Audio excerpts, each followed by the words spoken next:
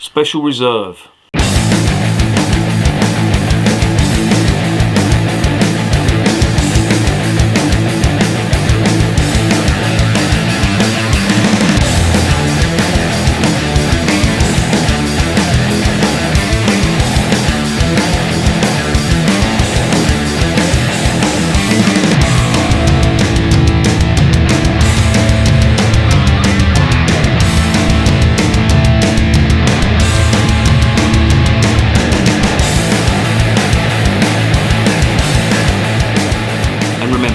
Life is too short to be drinking shitty beer.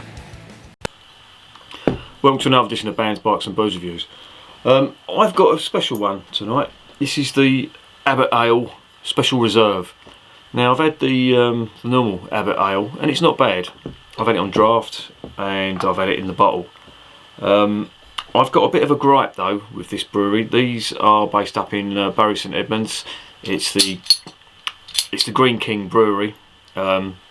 People have got opinions on that. I'm not going to voice those opinions here, but I'm going to pull them up because they're putting beer in clear bottles, and to me that's a real no-no. I don't know why brewers do this. It can affect the hops in beer, and you might have had before where you've had beer that tastes funny and it smells absolutely disgusting. Well, that'll be the hops reacting with the light. 9 times out of 10 it will be in a clear bottle or a green bottle, and it'll be stored on a shelf underneath lights from a supermarket, and it becomes what's known as light struck. And when beer becomes light struck, the hops have reacted with the light, they've gone off, and the smell is like rotting cabbage or rotting vegetables.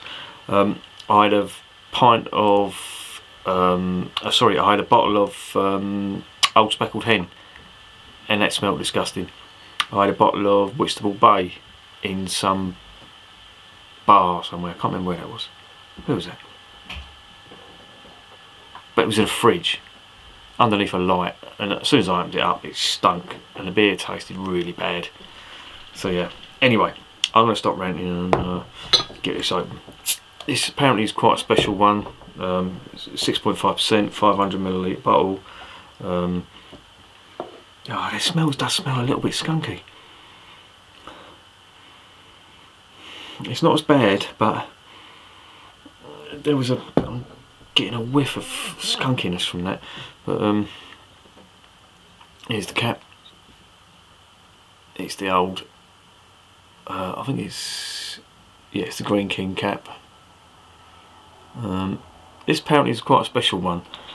It's rich and fruity and skunky.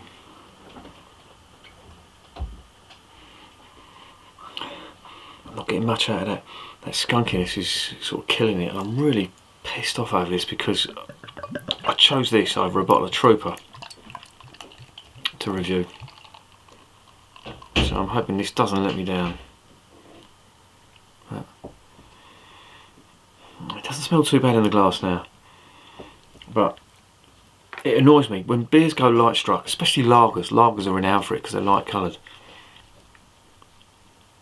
and people think that's the natural flavour of the beer, and it isn't.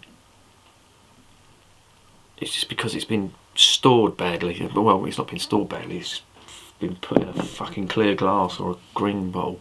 Anyway, I'm going to stop ranting about that and just try and get this down my neck.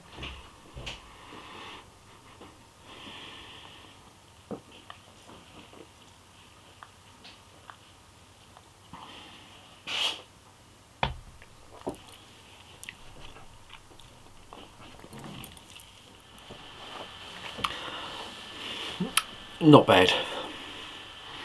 There's a lot of flavour going on in that. The malts are very strong. There is like some toffee and chocolate malt in that. Dark fruit, raisins and dark cherries.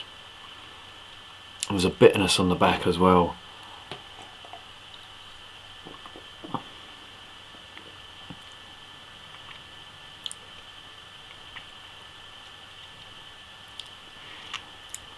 It says on the back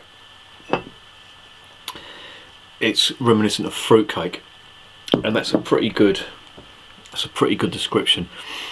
Don't confuse this with the normal Abbot ale. This has got much more flavour, much more full-bodied.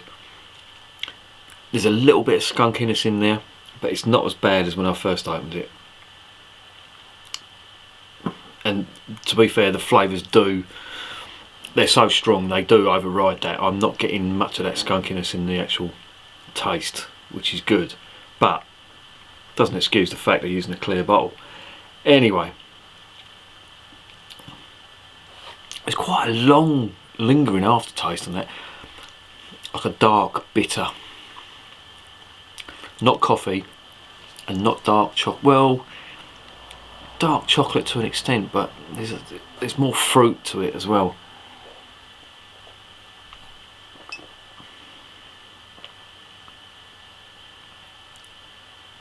It's very rich, full-bodied, definitely. Not like the normal Abbot. The normal Abbot isn't as full-bodied as this. It's not bad. All things considered, that is not bad, and I quite like it.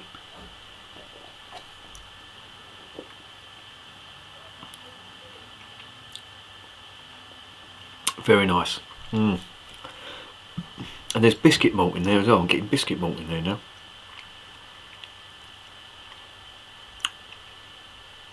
This is quite complex.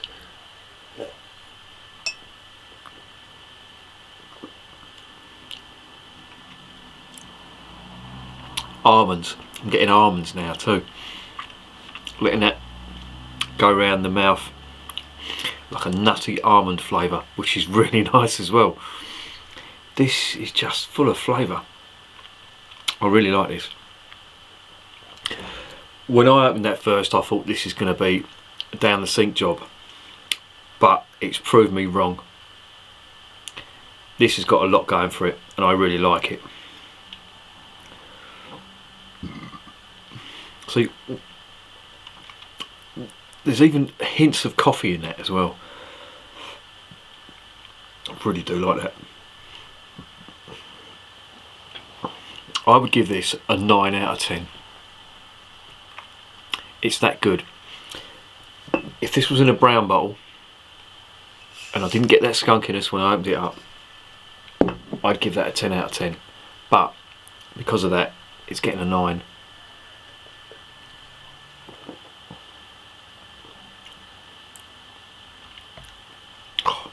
But don't let that put you off. There's just different flavours coming through with every mouthful. It's really nice, really good. Yeah, 9 out of 10, recommended. Quite widely available too. You can get this in most supermarkets, so yeah. Try and get one that's been hidden under the shelf rather than one that's been right out in the light. But yeah, it's good. 9 out of 10, recommended. And remember, life is too short to be drinking shitty beer.